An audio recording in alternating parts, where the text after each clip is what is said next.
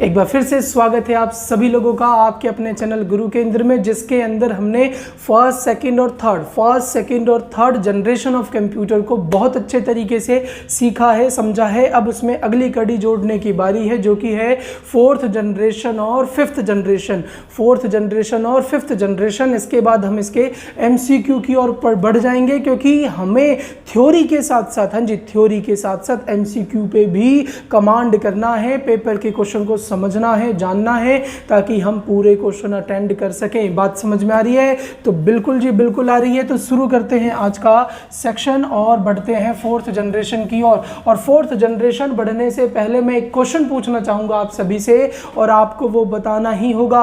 Question है कि एक नाम है, ये नाम थोड़ा सुना सुना सा लग रहा है, JS किल्बी। सुना है भाई? JS किल्बी ने कुछ ढूंढा था। क्या ढूंढा था भाई? क्या ढूंढा था? बोले क्या ढूंढा था? तो JS किल्बी ने IC का निर्माण किया था। IC की खोज की थी किसने? JS किल्बी ने।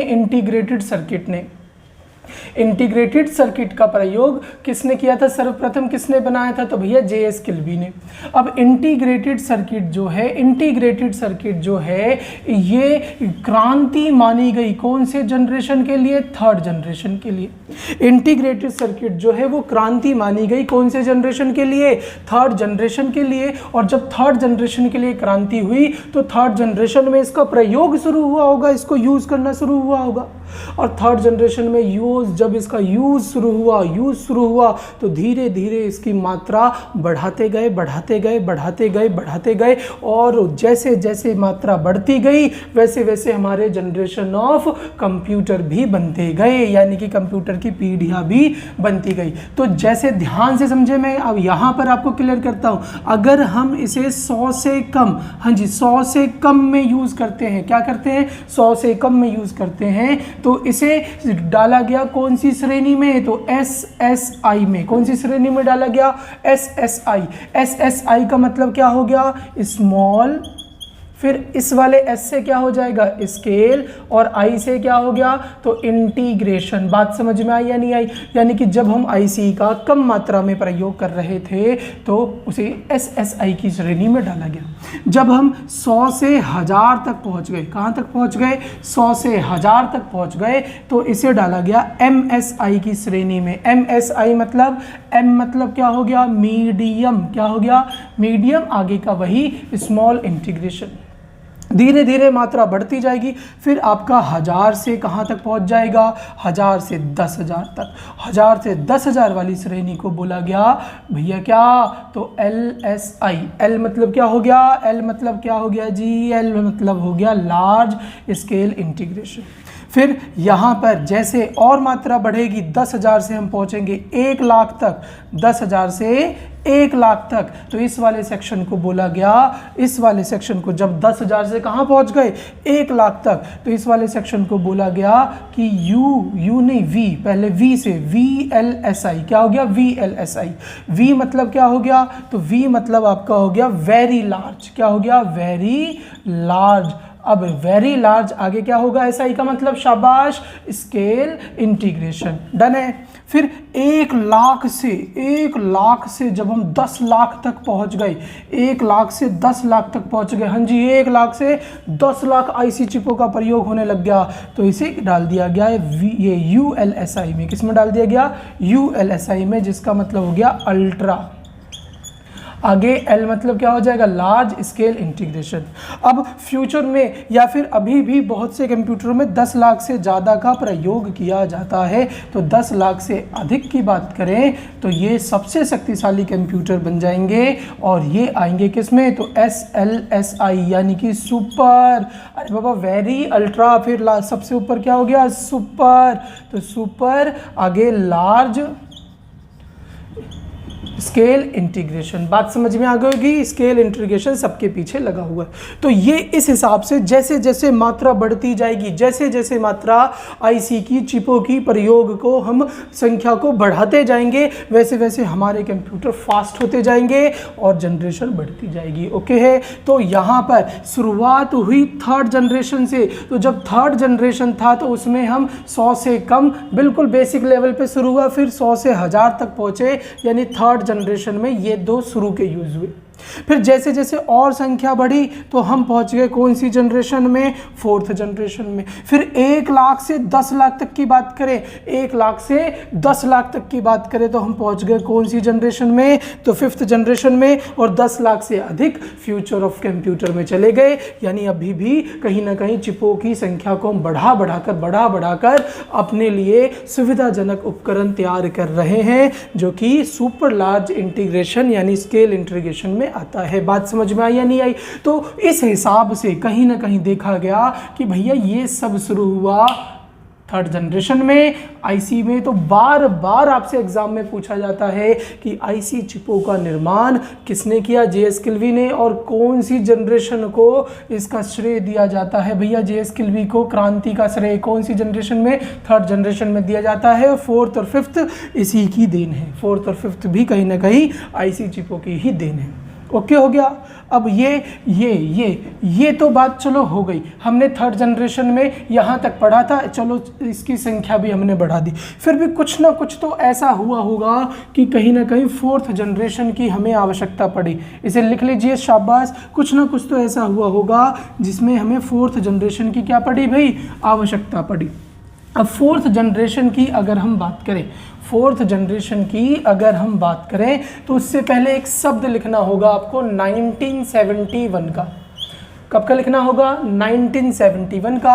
1971 में आपने पहले भी लिखा है, एक बार फिर याद दिला दूं मैं, इंटेल 4004 याद आ रहा है कुछ? हाँ जी, इमेज भी शो की थी हमने, फिर से शो हो रही होगी, देखें समझे। इंटेल 4004, इंटेल 4004 ये आपका क्या था, तो फर्स्ट माइक्रो प्रोसेसर। फर्स्ट क्या था भाई, माइक्रो प्रोसेसर था, यानी पहला माइक्रो प्रोसेसर जो है वो कौन सा था, इंटेल 4004। पहला माइक्रो प्रोसेसर कौन सा था, इंटेल 4004। और ये जो इंटेल 4004 है, इसी की वजह से, इसी माइक्रो प्रोसेसर की वजह से हमारे कंप्यूटर का आकार दिन प्रतिदिन छोटा छोटा छोटा और छोटा होता जा रहा है, और गति, दक्षता, स्पीड, उसकी मेमोरी, स्टोरेज, ये सब क्या होती जा रही है, बढ़ती जा रही है।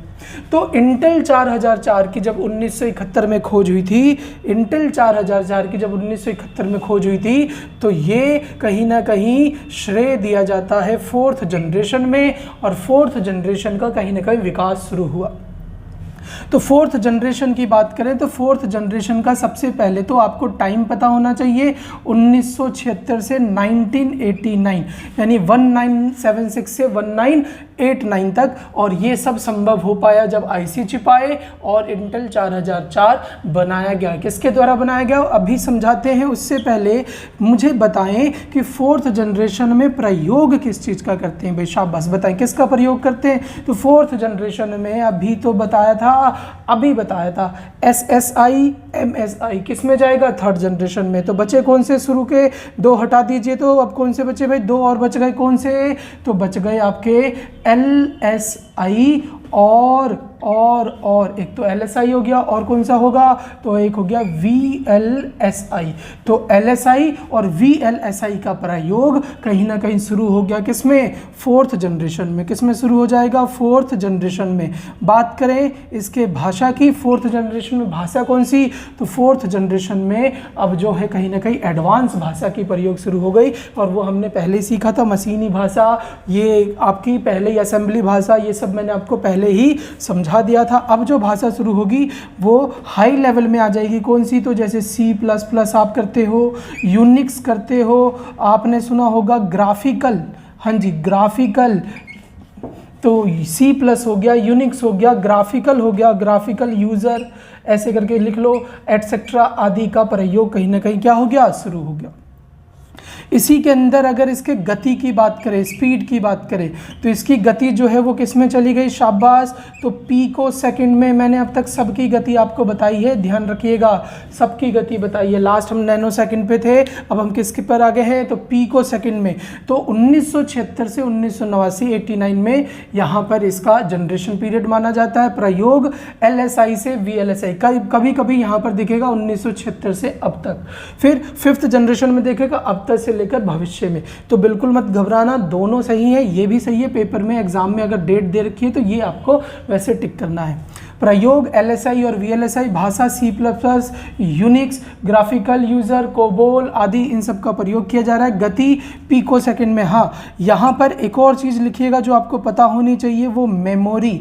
मेमोरी कैसे यूज़ कर रहे हैं, तो सेमीकंडक्टर, अर्धचालक, याद है ना, IC में भी किसका यूज़ होता है, अर्धचालक का। तो यहाँ पे लिखेंगे सेमीकंडक्टर, सेमीकंडक्टर।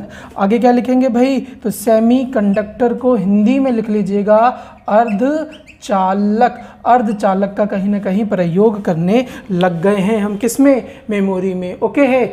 इनके खोज की बात करें, इंटेल 4004 के खोज की बात करें, तो यहाँ पर आपको नाम लिखना है, लिख लीजिए मर्सियन टेडहॉफ। क्या नाम लिखेंगे, मर्सियन टेडहॉफ, ये नाम आपको ध्यान रखना है। मर्सियन टेडहॉफ ने ही किसकी खोज की थी, इंटेल 4004 की खोज की थी, 1971 में की थी। जल्दी से एक बार इसे भी लिखें और आगे बढ़े भाई। इसमें कुछ और भी बातें हैं जो आपको सीखनी बहुत ज़रूरी है। जैसे ही कहीं ना कहीं माइक्रो प्रोसेसर का खोज यानी चिपों की प्रयोग की संख्या हम बढ़ाते जाएंगे। मैंने शुरू में ही बताया आपको कि इसकी साइज़ के बारे में बात करें तो साइज़ क्या होता जाएगा, छोटा होता जाएगा। और छोटा होने की वजह से 1981 में, कब की बात, 1981 में, हाँ जी 1981 में एक कंपनी आई, कौन सी, IBM। कौन सी आई, IBM। IBM ने ही मिनी फ्रेम, पढ़ा है ना आपने, हाँ जी बिल्कुल पढ़ा है। मिनी फ्रेम कंप्यूटर को विकास करके, मिनी फ्रेम कंप्यूटर का क्या करके, विकास करके क्या बना दिया भाई, तो PC बना दिया। PC, जो PC शब्द यूज़ करते हो ना, PC मतलब क्या होता है, PC मतलब क्या होता है, तो PC मतलब होता है पर्सनल कंप्यूटर। तो ये जो पर्सनल कंप्यूटर जो देन है वो कहीं ना कहीं IBM की देन है। 1981 में IBM ने मिनी फ्रेम को विकास करके जो हमारे घर में देखते हो पर्सनल कंप्यूटर या डेस्कटॉप कंप्यूटर वो बनाया, और वहाँ से आप पर्सनल कंप्यूटर को जानने लग गए, फेमस होने लग गए ये। ओके है। 1981 में ही दुनिया का पहला एक ऐसा कंप्यूटर आया जिसे उठाकर आप कहीं भी ले जा सकते थे, जिसका नाम था ऑसबोर्न। क्या नाम था, ऑसबोर्न।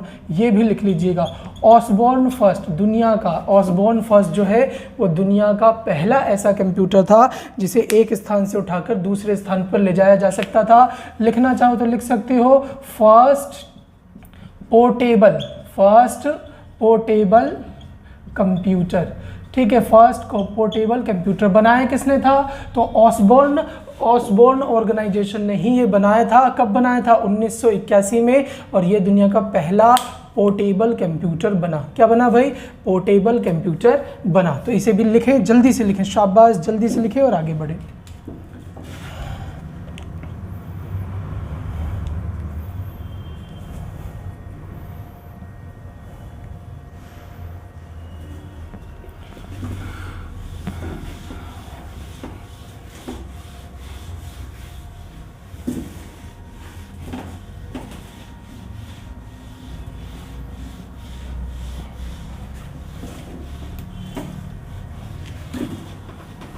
चलिए, इसी प्रकार से अगर आपसे पूछा जाए दुनिया की फर्स्ट यानी कि पहली कंप्यूटर कंपनी कौन सी थी, तो पहली कंप्यूटर कंपनी में आपको नाम बताना है किसका भाई, शाबाश, पहली कंप्यूटर कंपनी में किसका नाम बताएंगे?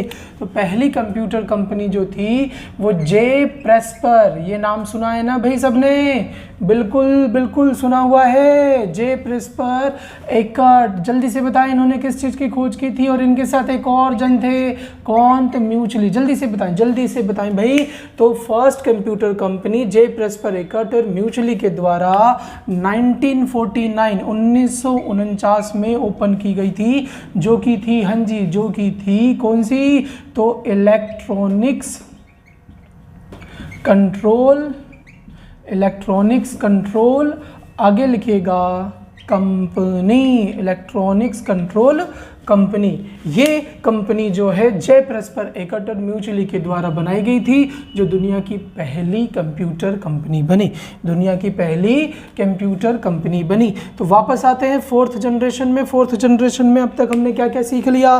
फोर्थ जनरेशन में भाषा सीख ली, हार्डवेयर का प्रयोग सीख लिया। अरे बाबा, हार्डवेयर के प्रयोग के बाद उसके अंदर हमने सीखा कि उसकी स्पीड क्या थी, गति क्या थी। अब आगे बढ़ते हैं और बात करते हैं उसके अंदर प्रोग्राम की या फिर ऑपरेटिंग सिस्टम की, प्रोग्राम की या फिर ऑपरेटिंग सिस्टम की। तो जो आप आज MS डोज देखते हो, हाँ जी, MS डोज हो गया, या फिर जिसे आप विंडोज़ कहते हो, MS विंडोज़ हो गया, या फिर एप्पल का OS हो गया, ये सब कुछ, ये सारे प्रोग्राम जो है ऑपरेटिंग सिस्टम, क्या लिखेंगे? Operating system.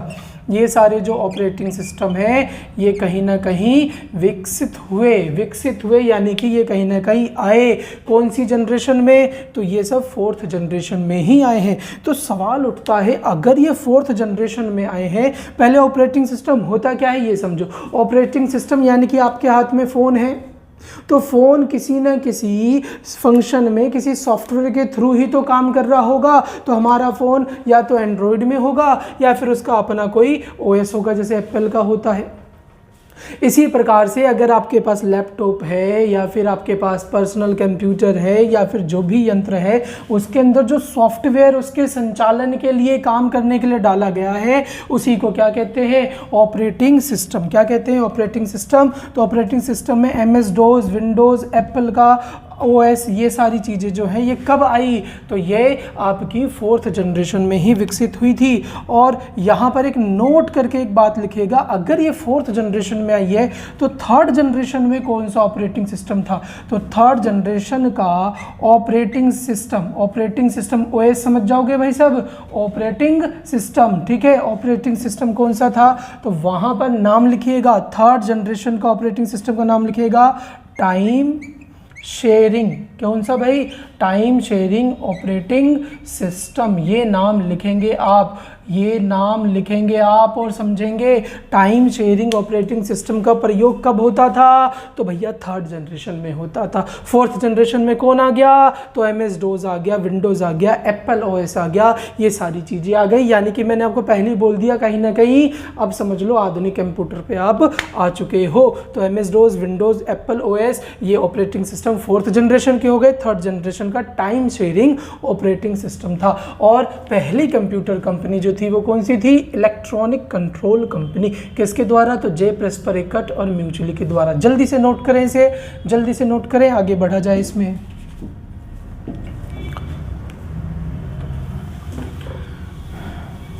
और कमेंट सेक्शन में बताना है, बताया ना भाई आपने, जे प्रेस्पर एकर्ट और म्यूचुअली ने किसकी खोज की थी, बताना है। तो इसी प्रकार आगे फिफ्थ जनरेशन को पढ़ते हैं। और फिफ्थ जनरेशन से पहले कुछ एग्जाम्पल लिख लीजिए फोर्थ जनरेशन के, वो बहुत ही ज़रूरी होते हैं एग्जाम्पल, जैसे कि PDP-11, ये आप ध्यान रखेंगे। ये फोर्थ जनरेशन का एग्जाम्पल हो गया कंप्यूटर का। और यहाँ पर लिखेंगे स्टार 1000 यानी 1000।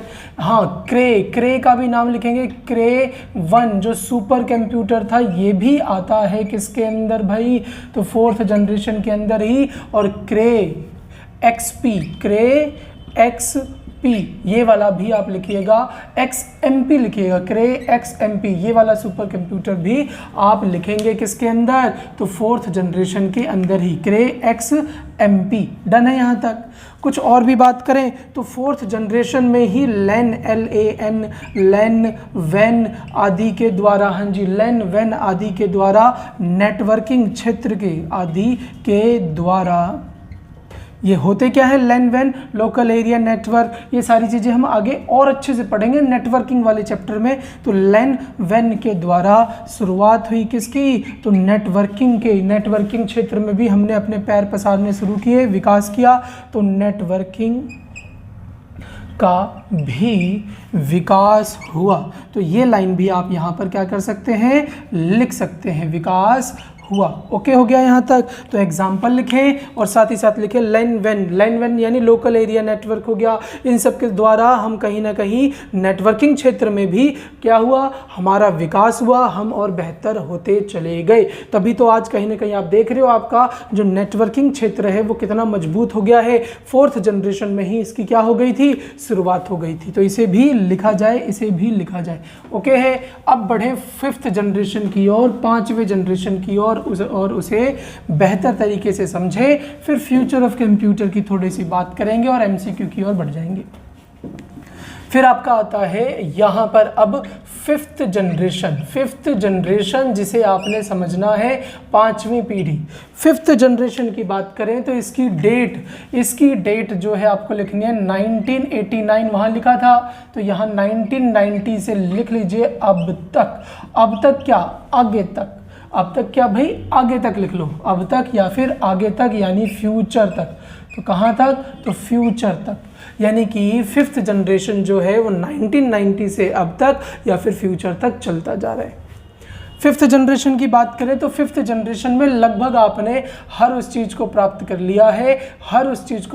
लिया है जो अभी मौजूदा समय में आपके हाथ में है। डन है। मोबाइल 5th जनरेशन में आ गया, लैपटॉप 5th जनरेशन में आ गया। तो ये सारी चीज़ें आपको ओके हो रही होगी, यानी अभी जिस भी चीज़ की खोज हो जा रही है वो सब की सब 5th जनरेशन में ही डाल दिया जा रहा है। तो 5th जनरेशन में अगर मैं प्रयोग करूं तो किस चीज़ का प्रयोग कर रहे हो, तो भैया चिपों की मात्रा सबसे ज़्यादा मात्रा में प्रयोग हो रही है, यानी कि यहाँ पर ULSI और आप SLSI की बात करेंगे। भाषा कैसी यूज़ होगी, तो भाषा जो है भैया अब हाई लेवल यूज हो रही है, हाई लेवल वाली भाषा इसमें क्या हो रही है, प्रयोग हो रही है। तीसरे नंबर पे बात करें, अगर हाई लेवल की भाषा हो रही है तो स्पीड बढ़ती जा रही है, यानी कि तय नहीं कर सकते आगे कितनी स्पीड जाएंगे। एक्सा, पेटा, ये सब हम तो अब पार कर चुके हैं, सुपर कंप्यूटर की दुनिया में आ चुके हैं। सुपर कंप्यूटर में दिन प्रतिदिन स्पीड बढ़ती जा रही है, उत्तम किस्म का होता जा रहा है। इसके अंदर अगर लिखना है तो ये लिखें कि ऑप्टिकल डिस्क का अब हम प्रयोग करने जा रहे हैं। किसका, ऑप्टिकल डिस्क का। ऑप्टिकल डिस्क यानी कि ये जो ऑप्टिकल डिस्क CD देखते थे ना आप, CD की बात हो रही है, तो ऑप्टिकल डिस्क CD का प्रयोग। अब तो CD से भी आगे बढ़ गए हम, तो ऑप्टिकल डिस्क CD देखी होगी आपने, हाँ जी, CD के प्रयोग की खोज कहीं ना कहीं कौन से जनरेशन में भाई, तो 5th जनरेशन में डालेंगे। ऑप्टिकल डिस्क का प्रयोग किस लिए भाई, विकास। ऑप्टिकल डिस्क का विकास हुआ किस लिए, तो भंडारण के लिए, भंडारण क्षमता के लिए हुआ था। कौन सी जनरेशन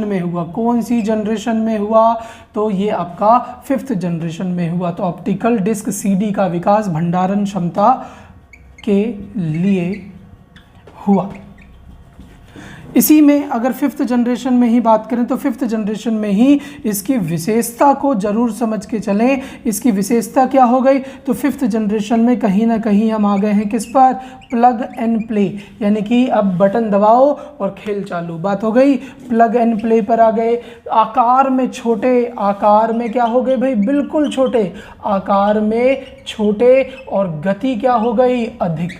गति क्या हो गई, अधिक हो गई। आकार में छोटे हो गए, गति क्या हो गई, अधिक हो गई। और भी बात करें इसमें तो इंटरनेट की सुविधा आपको अच्छे से मिल रही है, इंटरनेट आप बढ़िया तरीके से यूज़ कर पा रहे हो। मल्टीमीडिया हो गया है ज़माना भाई, क्या हो गया है, मल्टीमीडिया। आपके ग्राफिक्स, पिक्चर ग्राफिक्स क्या हो गए हैं, बेहतर हो गए हैं। आप मनोरंजन के लिए भी अब इसका प्रयोग भरपूर करते हैं। तो प्लग एंड प्ले हो गया, आकार में छोटे हो गए, आकार में छोटे, गति बढ़ गई है। इंटरनेट, मल्टीमीडिया, मनोरंजन आदि के लिए इसका भरपूर प्रयोग किया जा रहा है। साथ ही साथ इसी के अंदर AI लिखिएगा, AI आर्टिफिशियल इंटेलिजेंस की भी अब कहीं ना कहीं प्रयोग में आता जा रहा है। तो आर्टिफिशियल इंटेलिजेंसी या इंटेलिजेंस का प्रयोग भी इसमें क्या हो रहा है, शुरू हो रहा है। एग्जाम्पल हमने शुरू में ही पढ़ लिए थे, लैपटॉप इसका एग्जाम्पल हो गया। अरे बाबा मोबाइल इसका क्या है, एक एग्जाम्पल है। PDP ये सारी चीज़ें क्या हैं, इसके एग्जाम्पल में आती हैं। लैपटॉप हो गया। नोटबुक, अगर कोई बोले नोटबुक क्या है, तो नोटबुक भी इसी का एग्जाम्पल है। बात समझ में आ रही होगी। तो ये सारे कहीं ना कहीं 5th जनरेशन में हो गए हैं। और 5th जनरेशन क्या रुक गया? नहीं, 5th जनरेशन आगे भी चलता जा रहा है। कब तक चलता जाएगा भैया? फ्यूचर तक चलता जाएगा। और फ्यूचर तक चलता जाएगा तो फ्यूचर में अभी किस किस चीज़ की संभावना है, किस किस चीज़ पर काम कर रहे हैं, थोड़ा उसे भी जान लेना जरूरी है। तो इसे जल्दी से लिखें और आगे बढ़ें।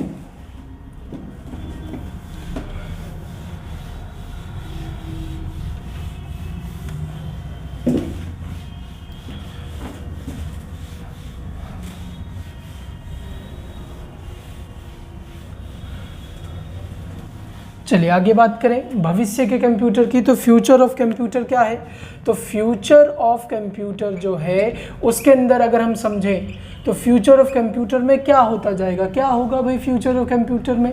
तो फ्यूचर ऑफ कंप्यूटर में कंप्यूटर इतना आसान और सरल हो जाएगा कि ये कहीं ना कहीं सबके द्वारा आसानी से प्रयोग में लाया जाएगा। जैसे कि यहाँ पर आप बिल्कुल लिख सकते हो, क्या लिख सकते हो भाई, कि ईजिली ऑपरेटेड। क्या हो जाएगा? ईजिली ऑपरेटेड हो जाएगा। कोई भी आसानी से उसे क्या कर सकता है?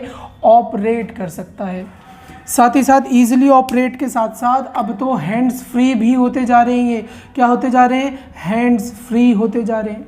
सिक्योरिटी लेवल इसमें क्या होती जा रही है? बढ़ती जा रही है। सिक्योरिटी जो है वो क्या होगी? बढ़ती जाएगी। जैसे कि अब आप फेस लॉक, ये थंब वाला, यानी कि ये जो फिंगरप्रिंट आदि है, इन सब का क्या करने लग जा रहे हो? इसमें यूज़ करने लग जा रहे हो। स्टोरेज क्षमता जो है इसकी क्या कर दी गई है? बढ़ा दी गई है। स्टोरेज क्या हो गए? अधिक हो गए। स्पीड क्या हो जाएगी इसकी? अधिक हो जाएगी। अरे बाबा वीडियो क्वालिटी जो है वो क्या होती जा रही है? दिन भर बढ़ती जा रही है। जैसे अवतार मूवी की क्वालिटी देखो, अब एनिमेशन कितना आगे जा चुका है, तो वीडियो क्वालिटी क्या होती जाएगी? बढ़ती जाएगी। आकार में क्या होते जाएंगे ये? तो आकार में छोटे होते जाएंगे। इतने छोटे कि हम नैनो टेक्नोलॉजी का भी क्या करने लग जाएंगे? यूज़ करने लग जाएंगे। नैनो टेक्नोलॉजी का भी क्या करने लग जाएंगे? यूज़ करने लग जाएंगे। अब तो काम भी शुरू हो गया है इन सभी पर। तो इन सब को अच्छे से हम अपने सुविधा अनुसार जब एडजस्ट करने लग जाएंगे तो ये धीरे धीरे जो विकास होगा ये सारा का सारा किस में चला जाएगा? तो फ्यूचर ऑफ कंप्यूटर में चला जाएगा। जिसकी कुछ बातें, एक दो बातें आप लिख लीजिए जो आपके एग्जाम में पूछ ली जाती है। जैसे कि एग्ज़ाम में आपसे पूछा जा सकता है कि ये जो थंब वाला यानी अंगूठा लगाते हैं आप, फिंगरप्रिंट की बात करते हैं, तो ये फिंगरप्रिंट क्या है? तो फिंगरप्रिंट जो है व्यक्ति की पहचान के लिए प्रयोग में लाया जाता है। तो लिखेंगे किसके पहचान के लिए? तो व्यक्ति की पहचान के लिए। तो ये जो फिंगरप्रिंट है इसे लिखें, यानी कुछ बातें जो आप समझें, जिसमें सबसे पहला नाम जो आएगा, हाँ जी, सबसे पहला नाम वो लिखें तो आई-टेक। एक लिख लीजिए आई-टेक फिंगरप्रिंट। सबके बारे में सीखते हैं। आई-टेक वर्चुअल कीबोर्ड की बात करते हैं, पहले ये लिख लीजिए। आई-टेक वर्चुअल कीबोर्ड की बात करते हैं, पहले ये लिख लीजिए। आई-टेक वर्चुअल कीबोर्ड क्या है? फिर फिंगरप्रिंट की ओर चलेंगे, फिर सबसे छोटे कंप्यूटर की ओर चलेंगे। तो इन सबको भी थोड़ा बहुत सीख लीजिए। आई-टेक वर्चुअल कीबोर्ड। वर्चुअल कीबोर्ड क्या होता है? तो देखो, एक होता है ऑन स्क्रीन कीबोर्ड। आपने ये सुना होगा, एग्जाम जब आप देने जाते हो तो वहाँ पर आपको कीबोर्ड नहीं दिया जाता, आपके स्क्रीन के ऊपर ही एक कीबोर्ड आता है, उसी को कहते हैं ऑन स्क्रीन कीबोर्ड। इसी प्रकार से जब आप फ़ोन चलाते हो तो क्या कीबोर्ड साथ में लेके चलते हो? नहीं, आप जैसे ही टाइप करने के लिए आप सेक्शन पे क्लिक करोगे वहाँ पर एक कीबोर्ड सा खुलकर आ जाएगा, उसी कीबोर्ड को कहते हैं ऑन स्क्रीन कीबोर्ड। वैसा ही होता है एक क्या, वर्चुअल कीबोर्ड। वर्चुअल कीबोर्ड मतलब कीबोर्ड अस्तित्व में रियल में नहीं है, लेकिन एक ऐसा यंत्र है, एक ऐसा क्या है, यंत्र है। वो यंत्र एक ऐसा होलोग्राफ बनाकर आपको देगा, होलोग्राफ बनाकर देगा कि सामने आपको कीबोर्ड शो होंगे, सामने आपको क्या शो होंगे, कीबोर्ड शो होंगे। इसकी इमेज देखो बगल में दिख भी रही होगी आपको, ऐसे करके कीबोर्ड शो होंगे, आप उस कीबोर्ड का यूज़ करेंगे। और ये जो यंत्र है, ये जो कंपोनेंट है, इसे आप कनेक्ट कर सकते हो ब्लूटूथ के द्वारा या फिर किसी भी अलग वाईफाई वगैरह कनेक्टिविटी के द्वारा कनेक्ट करके अपने मोबाइल पीडीपी या फिर किसी भी चीज़ से टाइपिंग के लिए प्रयोग में ला सकते हो। तो ये क्या है, एक टेक्नोलॉजी ही तो है, और ये टेक्नोलॉजी कहाँ पर आएगी, तो फ्यूचर ऑफ कंप्यूटर में ही आएगी। तो ये वर्क करेगा, किस में वर्क करेगा भैया, हर उसमें वर्क करेगा, हर छोटे से छोटे डिवाइस में वर्क करेगा जहाँ पर कीबोर्ड नहीं है। उसके लिए कनेक्टिविटी डाल दी जाएगी, वर्क करेगा किस में, पीडीपी में वर्क करेगा, किस में, लैपटॉप भी क्या पता और कॉम्पैक्ट कर दिए जाएँ, छोटे कर दिए जाएँ, या फिर सीधे सीधे मोबाइल लिख लो, मोबाइल में वर्क करेगा।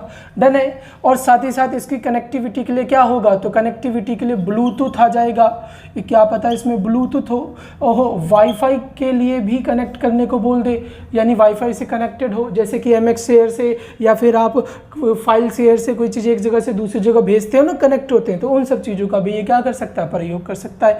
तो यहाँ पर आईटेक वर्चुअल कीबोर्ड को भी आप ध्यान रखेंगे, ऐसे यंत्र आपके आगे हैं। दूसरी चीज़ बात करें फिंगरप्रिंट की, तो फिंगरप्रिंट जो है वो क्या है, फिंगरप्रिंट पहले तो समझे कि भैया फिंगरप्रिंट जो है ये सबके अलग अलग होते हैं या नहीं होते।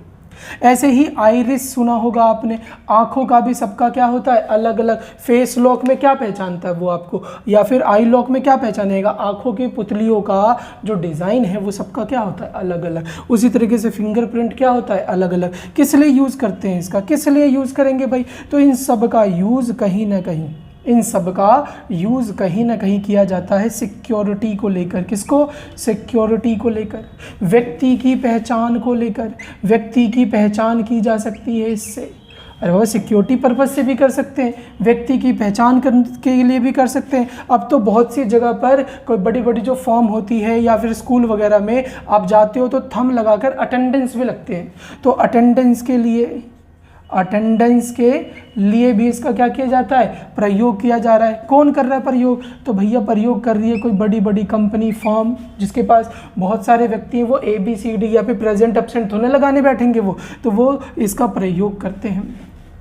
दूसरा, यहाँ पर एक और चीज़ लिख सकते हो, स्कूल वगैरह में भी इसका प्रयोग किया जाने लग गया है। वो पैसे निकालने के लिए भी आप दुकान पर जाते हो तो एक छोटी सी फिंगरप्रिंट लगती है आधार कार्ड से लिंक करने के लिए, तो लिंक करने के लिए भी कहीं ना कहीं, या पैसे निकालने के लिए भी आप कहीं ना कहीं फिंगरप्रिंट का क्या करते हैं, इस्तेमाल करते हैं। अब ये जो फिंगरप्रिंट का इस्तेमाल कर रहे हैं ये क्या है, आज की टेक्नोलॉजी तो है जो किस में जाएगी, फ्यूचर ऑफ कंप्यूटर में जाएगी, इसे भी लिखा जाए। और यहाँ पर ये जो प्रोजेक्शन, जैसे प्रोजेक्टर काम करता है ना, वैसे ही ये प्रोजेक्शन करेगा, प्रोजेक्ट की तरह से प्रोजेक्शन करेगा किसको, कीबोर्ड को। ठीक है, कई ऐसे स्मार्ट बोर्ड आ गए जिसमें प्रोजेक्शन होता है और प्रोजेक्शन से ही वो आप क्लिक करके सर्कल वगैरह ये सब ड्रॉ कर सकते हो, वो भी क्या है, इसी का ही एक एग्जांपल है। इसे भी नोट करें, शाबाश, जल्दी से नोट करें।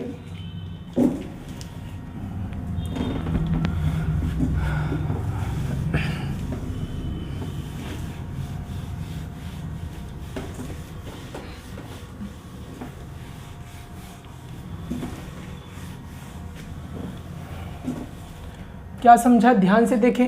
तो हमने सीखा कि बायोमेट्रिक में ये जो आप पीछे देख रहे थे फिंगरप्रिंट वगैरह, ये सब क्या है, तो ये सब बायोमेट्रिक ही है। और बायोमेट्रिक्स में आप किसका प्रयोग कर रहे हैं, तो फिंगरप्रिंट का, आइरिस का, ये सब कहीं ना कहीं क्या है, तो फ्यूचर है।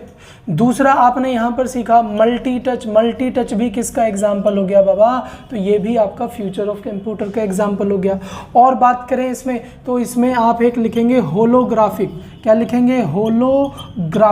Holographic storage, holographic storage data, या फिर सीधे सीधे होलोग्राफिक स्टोरेज लिख लो। इसके अंदर क्या हो जाएगा ऐसा, तो इसके अंदर जो है कहीं ना कहीं ऐसी टेक्नोलॉजी आ जाएगी जिसमें कम एरिया में ज़्यादा से ज़्यादा आप स्टोरेज कर सकते हो, यानी कि कम डेंसिटी में, यानी कि कम, ऐसे लिख लो, एरिया कम होगा, यानी कि कम स्थान पर, एरिया में ज़्यादा से ज़्यादा स्टोरेज किया जा सके, कम एरिया में ज़्यादा से ज़्यादा क्या किया जा सके, स्टोरेज किया जा सके। या फिर ऐसे समझ लो कि हाई डेंसिटी डाटा का क्या किया जाएगा, प्रयोग किया जाएगा। हाई डेंसिटी डाटा का मतलब क्या होता है, जैसे कि कम जगह पर ज़्यादा से ज़्यादा डाटा को क्या किया जाएगा, रखा जाएगा, तो हाई डेंसिटी डाटा का प्रयोग हो गया। इसके लिए इसके अंदर क्या किया जाएगा, तो इसका एक एग्जाम्पल लिख लो, ब्लू रे। तो ब्लू रे का प्रयोग किया जाएगा। ब्लू रे में एक लेयर अगर होती है, ब्लू रे में एक लेयर होती है तो 25 GB उसमें स्टोरेज कर सकते हो। कितना स्टोरेज कर सकते हो, 25 GB। और अगर 2 लेयर हो गई तो कितने GB, तो 50 GB तक उसमें क्या हो जाएगा, आपका स्टोरेज हो जाएगा। एक लेयर में 25 GB, 2 लेयर में कितना, 50 GB तक स्टोरेज हो जाएगा। तो ये कहीं ना कहीं क्या है, ये फ्यूचर ऑफ कंप्यूटर ही है। इसी प्रकार से अगर हम बात करें इसके साइज़ की, तो साइज़ धीरे धीरे क्या होता जाएगा, छोटा होता जाएगा। साइज़ धीरे धीरे क्या होता जाएगा, छोटा होता जाएगा। यानी कि इसके अंदर आपने समझना है नैनो टेक्नोलॉजी। आगे चलकर क्या आ जाएगी, नैनो टेक्नोलॉजी आ जाएगी, नैनो टेक्नोलॉजी आ जाएगी। फिर इसी के अंदर क्वांटम के सिद्धांत के ऊपर भी, हाँ जी, क्वांटम सिद्धांत के ऊपर भी कहीं ना कहीं हम क्या करने लग जाएंगे, काम करने लग जाएंगे। तो क्वांटम टेक्नोलॉजी भी आ जाएगी।